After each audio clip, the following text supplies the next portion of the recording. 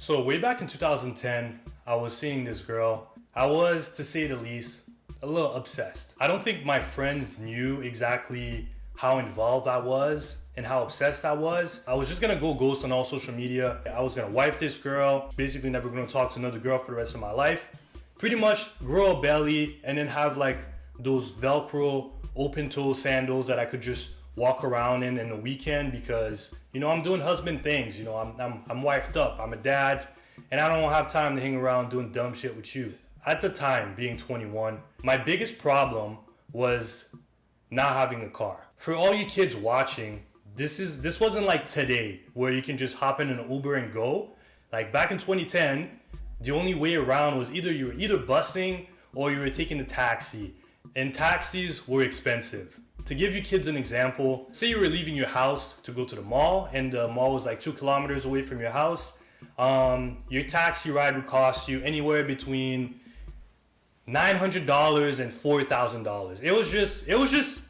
It was just expensive for no reason. So no one was really using taxis like that. Now me, being who I am and never really backing down from a challenge, I came up with a plan, you know? I was just gonna get myself a car.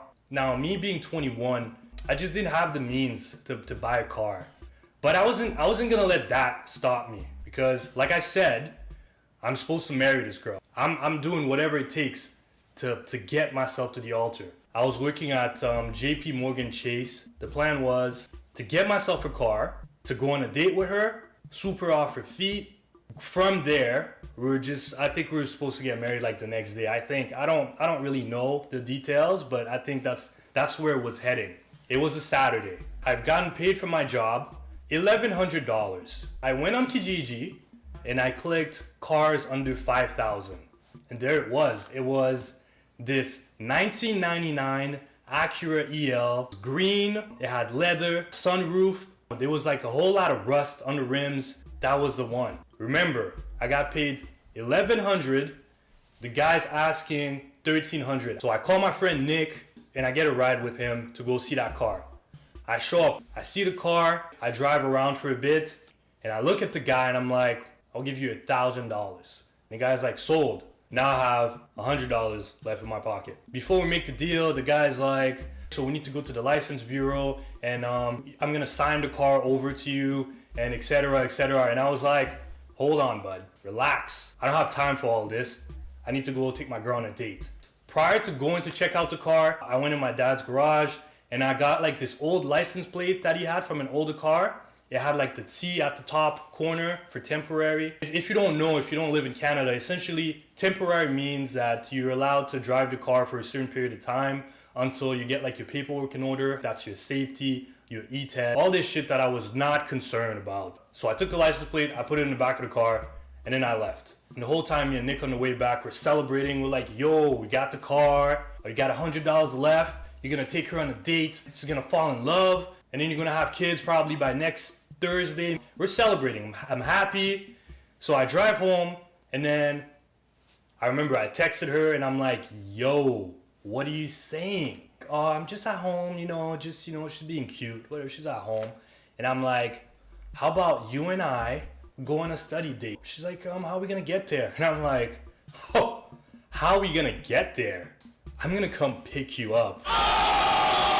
She was excited. I get dressed up, I'm nice, I'm fresh. I went in my closet and I got the deepest V-neck I could find. Probably something like this, I don't know. It was probably white. I was sexy, bud. I was sexy. I had my waves. I pulled up like she was the Queen of England being picked up to go to like some dinner date. I was like leaning on one side, hit the power lock like, what's up? And she's like, oh my God, is this your car? Yeah, it is, boo-boo. Let's go. For those of you who are not from Ottawa, there's like 2 main universities here. There's Ottawa U and Carleton. I was an Ottawa U student, she was a Carleton student. So I decided to go to her school to help her study. I'm driving there. I had the AC on, just flossing, just being the man, just being sexy. We get there, we find like an empty classroom. I didn't have anything. I didn't bring any laptop or paper with me. I wasn't planning on studying. So I had to go like to the library, rent a laptop and pretend like I'm doing my work. I want to say maybe 2 hours goes by, a little kissing, nothing major. This is going as planned. For my final trick, I'm gonna take her on this date, and then we're gonna have kids. So right away, I started texting all my friends. I'm like, yo, lose my number. I'm a married man. Don't you ever come at me with that clubbing shit ever again. I look at her and I'm like, are you hungry? Oh my God, I could eat. Let's go eat at a restaurant. She's all excited. We get back in the car. I'm driving and I could see everything happening in my head right now. The kids running around in the backyard, the neighbors, coming, ring the doorbell, asking me to borrow some sugar. And I'm like, go fuck yourself. I'm with my wife. I turn this corner. I can see this red light far. I'm gonna make a right, hit the highway. I'm out of here, my guy. As I get closer, I see a roadblock. There's like 2 cop cars in the middle facing each other, and then there's like 3, 4, maybe 5 cops outside. They're like talking. I'm driving and I'm like, fuck. I'm like, what is this? I'm not really concerned. I figured they were just checking for people that were drinking. So I'm like, okay, I'm just gonna get through this roadblock and I'm just gonna go and start my family. So I pull to the front. The cop looks in the car, he flashes his lights. He's like, have you been drinking tonight? And I'm like, no. He's like, oh, okay, cool. He's like, looks around, looks at her, like checks in the back seat real quick. He's like, okay, you're good to go. And I'm about to leave. One of the cops was in the back and she was looking at my plates. And she's like, hold on.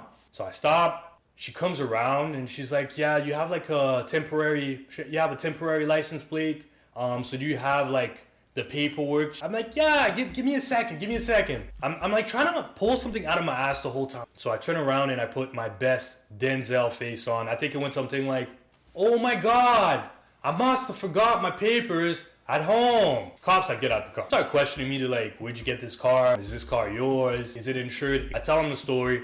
Hey officer, if you don't mind, that's my wife here in the passenger seat. I'm just trying to take her out to eat so we can start a family. So if we could speed this up, I have things to do. My car was immediately impounded and I was just there like, oh my God, like my wife.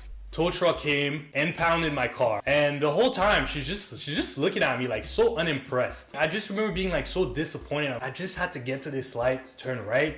And then I would have been, a husband doing husband things with my open toe sandals with the Velcros. And then the tow truck came. I got in the tow truck with her. They dropped the car somewhere, I forget where. Some impound place. Needless to say, she was not happy and shit didn't work out. So what's the lesson to be learned here? Don't break the law, kids, okay? You will 100% not get married if you do not get your paperwork in order when it comes to driving. All right? Thank you so much for watching. Hopefully you guys had fun. Don't forget to subscribe and like this video. Share it with your friends. Let's try to get to 100 subscribers by next week. And I'll be seeing you guys probably next Friday.